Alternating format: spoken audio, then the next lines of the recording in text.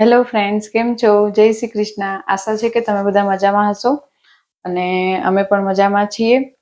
તો હાલ આપણે બધી જ કન્ટ્રીની વાત કરીએ, કેનેડા, ઇન્ડિયા, ઓસ્ટ્રેલિયા, બધી જ કન્ટ્રીની વાત કરીએ તો એની અંદર અત્યારે લગભગ બધી જગ્યાએ થોડું ઘણું રિસેશન ચાલી જ રહ્યું છે.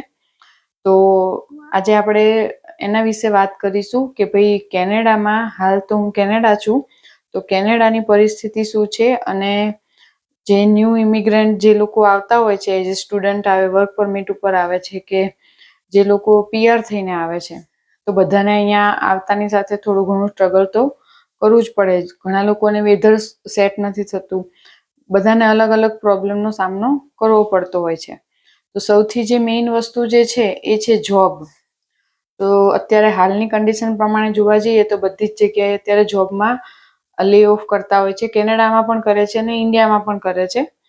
એટલે એ અત્યારે કોરોના પછીની પરિસ્થિતિ થોડી જોવા જઈએ તો થોડી તકલીફ વાળી છે.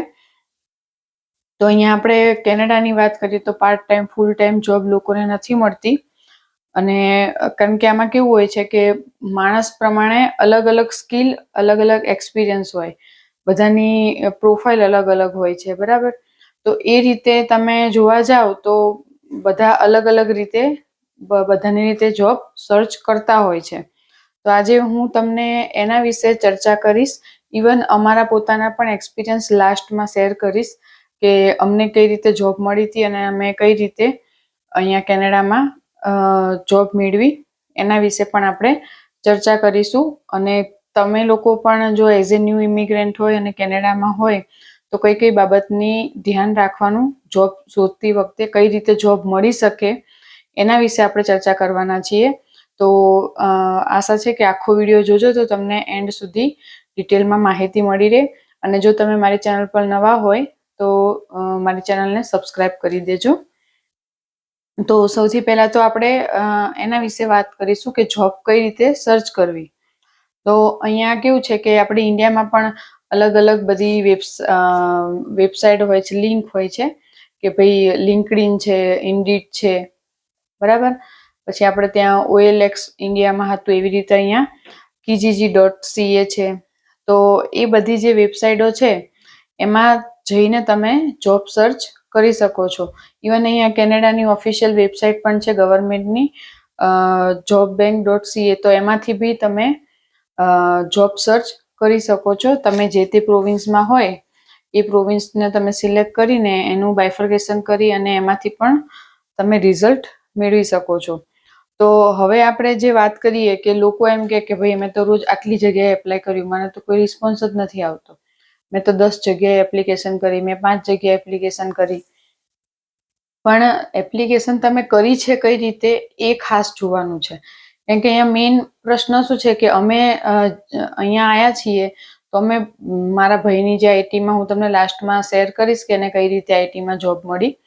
તો એની અંદર કેવું છે કે લોકો રેઝ્યુમે, મેઇન વસ્તુ શું છે કે રેઝ્યુમે, તમારું જે રેઝ્યુમે છે એ પ્રોપર તમારી સ્કિલ સાથે મેચ થતું હોવું જોઈએ. અને તમે જે રેઝ્યુમે બનાવો છો એ સામેવાળી વ્યક્તિને એના મુદ્દા ખબર પડી જવા જોઈએ કે ભાઈ આનામાં આટલી સ્કિલ છે. ઘણા લોકો તો 2-2, 3-3 પેજના રેઝ્યુમે બનાવે, એ ખોટું છે. તમારું રેઝ્યુમે કોઈ ઓપન પણ નહીં કરે. ઇવન જો કવર લેટર જે બનાવવાનો હોય છે એ પણ તમે કેનેડિયન સ્ટાઇલ પ્રોપર રેઝ્યુમે અને કવર લેટર બનાવો. ઇવન અમે લોકો જ્યારે રેઝ્યુમે બનાવતા હતા તો સૌથી પહેલા તો અમે 15-20 દિવસ સુધી તો ખબર જ ના પડી કે ભાઈ આવો રેઝ્યુમ બનાવવાનો. કે ઘણા લોકોને પૂછીએ ને તો કે આવું નહીં, આમાં આ ચેન્જ કરો. પછી પાછા બીજાને પૂછીએ તો બીજા એમ કે આ નહીં, આવું ચેન્જ કરો. એટલે 15-20 દિવસ તો તમને સાચું કહું તો અમારે રેઝ્યુમેમાં જ જતા રહ્યા હતા. એટલે આ બધી કન્ડિશન થાય છે. તો સૌથી પહેલા તમે કેનેડિયન સ્ટાઇલ રેઝ્યુમે, તમારી સ્કિલ, તમારો એક્સપિરિયન્સ છે એના ઉપર તમે બનાવો કે જેથી કરીને લોકો જુએ તો એટલીસ્ટ તમને રિસ્પોન્સ આપે. અને બીજી વસ્તુ કે અહીંયા કેનેડામાં કેવું છે કે આ આપણે એપ્લાય કર્યું ને તરત 2 દિવસમાં રિસ્પોન્સ આવે એવું નથી. તમને 15-15 દિવસ સુધી તે લોકો રેઝ્યુમે જોશે પણ નહીં. અને ઇવન જો જોશે તો તમારું ઇન્ટરવ્યૂ બી શેડ્યુલ થશે તો એની અંદર પણ તમારે મહિના સુધી લોકો રિપ્લાય પણ નથી કરતા. 15 દિવસે, મહિને તમને હા કે નાનો જવાબ આપે છે. એટલે થોડું પેશન્સ રાખવું પડશે. કારણ કે આપણે જેવું ધારીએ છીએ કે ભાઈ ઇન્ટરવ્યૂ આપે ને તરત જ રિસ્પોન્સ આવી ગયો, તો એવું અહીંયા નથી થતું, બહુ બધો વેઇટ કરવો પડે છે. હવે તમારી સ્કિલ જે છે, તમારી જોબ ફિલ્ડ જે છે એની ઉપર તમારે જો જોબ શોધવી હોય તો મેઇન વસ્તુ કે તમારે તમારી સ્કિલ જે છે એ તમારે અપગ્રેડ કરવી પડશે અને તમારો એક્સપિરિયન્સ જે છે એના રિલેટેડ તમારે વર્ક કરવું પડશે. કેમ કે અહીંયા કેવું છે કે તમારે ઇન્ડિયામાં સપોઝ 5 વર્ષનો એક્સપિરિયન્સ છે અને એ જ જોબ રોલ અહીંયા તમારે 2 વર્ષના એક્સપિરિયન્સ માટે તમે એપ્લાય કરો છો, તો તમે 5 વર્ષ લખશો ને તો એ લોકો સિલેક્ટ નહીં કરે. અને ઇવન જો તમારો રેઝ્યુમે સિલેક્ટ થઈ પણ જશે તો ઇન્ટરવ્યૂ ધારો કે શેડ્યુલ થાય તો એ લોકો તમને ઓવર એક્સપિરિયન્સ ગણીને તમને રિસ્પોન્સ નહીં આપે. એટલે એ વસ્તુનું પણ તમારે ખાસ ધ્યાન રાખવાનું કે તમે જે એપ્લિકેશન કરો છો એમાં એક્સપિરિયન્સ જોવાનો, તમારી સ્કિલ જોવાની, તમારો રેઝ્યુમે છે કેટલા % મેચ થાય છે, તો એ બધું તમારે પ્રોપર ચેક કરવું પડશે. હવે ફોર એક્ઝામ્પલ તમે ત્યાં આગળ કોઈ જોબ કરેલી હોય, હવે આપણે આઈટીની જ વાત કરો, બરાબર, તો આઈટી ડેવલપરની વાત કરીએ તો એની અંદર બહુ બધી અલગ અલગ સ્કિલ હોય છે કે ડેવલપર તો ખરા પણ એને એન્ગ્યુલર આવડતું હોવું જોઈએ, લારાવેલ આવડતું હોવું જોઈએ, વર્ડપ્રેસ આવડતું હોવું જોઈએ, એટલે અલગ બહુ છે. હવે તમે અહીંયા વર્ડપ્રેસ કરીને આવ્યા હોય ને અહીંયા તમારે એન્ગ્યુલર ને એ બધું માગે અને તમને ન આવડતું હોય, તમે એમ કહો એટલે હું તો ડેવલપર છું, મને તો જોબ નથી મળતી. પણ એવું નથી. અહીંયા કેવું છે કે એક માણસને 4-5 વસ્તુ આવડતી હોવી જોઈએ, એ લોકો પહેલા પ્રેફરન્સ આપે છે. તો તમારી જે સ્કિલ છે તમારી ફિલ્ડમાં એ તમે જાતે સર્ચ કરો કે આ ફિલ્ડમાં આગળ કેમ વધાય, કઈ રીતે આપણે જોબ શોધી શકીએ. હવે બીજી વસ્તુ જે છે કે બીજી રીતે તમે આ તો આપણે થઈ વેબસાઇટની કે આ રીતે તમે જોબ સર્ચ કરી શકો. હવે બીજી વસ્તુ થઈ કે ભાઈ નવા આવ્યા છીએ અને આપણે આપણી ફિલ્ડ સિવાયની જોબ આપણને જેવી મળે એવી કરવી છે, તો નજીકના અહીંયા બધાના ઘરની આજુબાજુ પ્લાઝા હોય છે, એની અંદર બહુ બધા સ્ટોર હોય છે. ઇવન અહીંયા ફ્રેસ્કો છે, વોલમાર્ટ છે, રિયલ કેનેડિયન સુપર સ્ટોર છે, કોસ્કો છે, તો આપણે ત્યાં ગ્રોસરી માટે જતા હોઈએ, ડોલરામાં છે, તો આપણો રેઝ્યુમે જોડે જ રાખવાનો. ત્યાંના મેનેજર સાથે તમે રૂબરૂમાં વાત કરો કે ભાઈ કોઈ વેકેન્સી છે તો તમે તમારો રેઝ્યુમે ત્યાં ડ્રોપ કરીને આવો, અને પછી અને કાં તો તમે સ્પેશિયલ ત્યાં આગળ જાઓ, બધી શોપ સ્ટોર છે ત્યાં તમે ફરો કે ભાઈ કોઈ વેકેન્સી છે તો મારે જોબ જોઈએ છે, તો ઘણા લોકો હોય તો તમને હા પાડે. રેસ્ટોરન્ટ છે તો એ બધી જગ્યાએ તમે પોતે રૂબરૂમાં જાઓ. એવું નહીં કે ભાઈ આ જગ્યા ને પછી 15 દિવસ સુધી સામું જ ના જોયું, તો એવી રીતે જોબ નહીં મળે. કન્ટિન્યુઅસ તમારે મહેનત કરવી પડશે તો તમને 100% રિઝલ્ટ મળશે. આ હું અમારો પોતાનો એક્સપિરિયન્સ કહું છું. પછી આપણે બીજી જે વાત કરીએ કે ઘણા લોકો ફેસબુકમાં પણ હોય છે, પણ 95% એની અંદર જે આપણે તમને બધાને ખબર હશે ફેસબુકમાં ગ્રુપ હોય છે કે આ પ્રોવિન્સનું ગ્રુપ, આ પ્રોવિન્સનું ગ્રુપ, ગુજરાતી અને આ ગુજરાતી સમાજ ઇન કેનેડા, એ ટાઈપના બહુ બધા ગ્રુપ હોય છે. તો એની અંદર બી લોકો પોસ્ટ કરતા હોય છે, તો એમાં 95% ફ્રોડ વાળા જ હોય છે. તો એનાથી બી ધ્યાન રાખવાનું કે જો તમે એમાં એપ્લિકેશન કરો છો તો તમારે સમજી વિચારીને પ્રોપર રિસર્ચ કરીને પછી તમે એપ્લિકેશન કરો, કારણ કે એમાં બહુ જ બધા ફ્રોડ થાય છે અને સ્ટુડન્ટ એમાં જોબ નથી મળતી એટલે લોકો અંદર એપ્લાય કરી દેતા હોય છે અને પછી ફસાતા હોય છે. તો એ બાબતનું પણ તમારે ધ્યાન રાખવાનું. અને બીજી એક ખાસ વાત, જોડે ફ્રોડની વાત નીકળી છે તો કહી દઉં કે ભાઈ જે લોકો નવા આવ્યા છે, કોઈને નહીં ખબર હોતી, તો લોકો સીન નંબર આપણો જે અહીંયા ત્યાં આપણે કેમ પાન નંબર હોય એવી રીતે સીન નંબર હોય છે, તો એ જે સીન નંબર છે એ તમારે કોઈની સાથે શેર નહીં કરવાનો. સીન નંબર, પછી બેંક ડિટેલ અને પાસપોર્ટ નંબર, તો આ વસ્તુ જે છે એ તમારે ગમે તેની સાથે શેર નહીં કરવાની, તો તમે ફ્રોડથી બચી શકશો. કે મેં જે તમને એક્ઝામ્પલ આપ્યું ફેસબુકમાં, હવે તમને અમુક લોકો છે ને એવી રીતે ખોટા ઈમેલ પણ કરે છે કે ભાઈ you are selected in Walmart so and so position, તો આપણને હા આપણે તો વોલમાર્ટમાં સિલેક્ટ થઈ ગયા, પણ એવું નથી હોતું. એ ફ્રોડના પણ ઈમેલો બહુ બધા આવે છે, તો એનાથી ચેતીને રહેવાનું. અને તમારો જે સીન નંબર છે, બેંક ડિટેલ, એ બધી ડિટેલ જે છે ને એ તમારે તમારા જે પ્રોપર તમને જોબ લાગે, તમારું ઇન્ટરવ્યૂ થઈ જાય કમ્પ્લીટ, અને પછી જ તમારે એમ્પ્લોયરને આપવાની, એ સિવાય કોઈની સાથે શેર નહીં કરવાની. એ ખાસ બાબતનું ધ્યાન રાખજો. અને ઈમેલમાં પણ એવું થાય છે, ઘણા લોકોને, અમારે પણ એ રીતે ઈમેલ આવેલા હતા કે ભાઈ તમે આ બધી ડિટેલ ફિલઅપ કરીને આપો અને અમે તમારું ઇન્ટરવ્યુ શેડ્યુલ કરાવીશું. તો ડિટેલ આપતા પહેલા ખાસ ધ્યાન રાખવાનું, બધું પ્રોપર માહિતી લેવાની, લિંક્ડઇનમાં ક્રોસ વેરિફિકેશન કરવાનું કે આ નામનો વ્યક્તિ છે કે નથી, કેનેડામાં છે કે ભાઈ અમદાવાદથી. અમારો એવો બી હતો કે લિંક્ડઇનમાં મેસેજ આવ્યો, બરાબર, ઈમેલ એવી રીતે, અને એ ભાઈ હતા અમદાવાદના. તો ભાઈ અહીં કેનેડામાં બેઠા બેઠા જોબ નહીં મળતી, તો ભાઈ તું અમદાવાદથી કેનેડામાં જોબ કઈ રીતે અપાઈશ? તો ખબર પડી જાય કે ભાઈ આ ફ્રોડ છે. એટલે આ રીતે ધ્યાન રાખવાનું.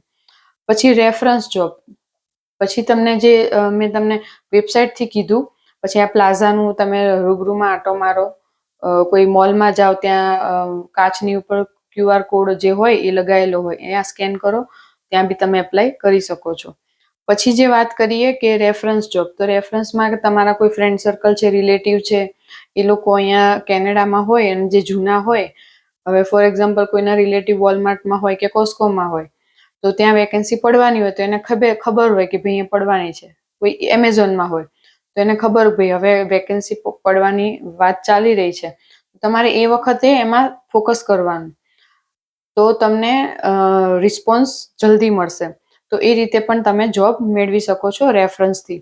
અને બીજું કે રેફરન્સ કઈ રીતે બનાવવા, તો અહીંયા તમારે કનેક્શન બી બનાવવા પડશે કે લિંક્ડઇનમાં તમે કનેક્શન બનાવો. તમારી લાઈન છે, ફોર એક્ઝામ્પલ PHP ડેવલપર છે, તો તમારે કેનેડામાં જેટલા બી ડેવલપર છે, રિક્રુટર છે આઈટીના, પછી HR છે, એની સાથે કનેક્શન બનાવો. ફોર એક્ઝામ્પલ તમે બુક કીપરમાં એકાઉન્ટમાં છો, તો એકાઉન્ટની ફિલ્ડવાળાને તમે કનેક્શન બનાવો. કોઈ એન્જિનિયર છે તો એને તમે રિલેટેડ તમે કનેક્શન બનાવો. તો એ રીતે રેફરન્સમાં બી તમને કોઈ રેફર કરે. અહીંયા સૌથી મોટો રેફરન્સ, તમે જે બી જોબમાં તમે એપ્લાય કરશો ત્યાં રેફરન્સ માગશે.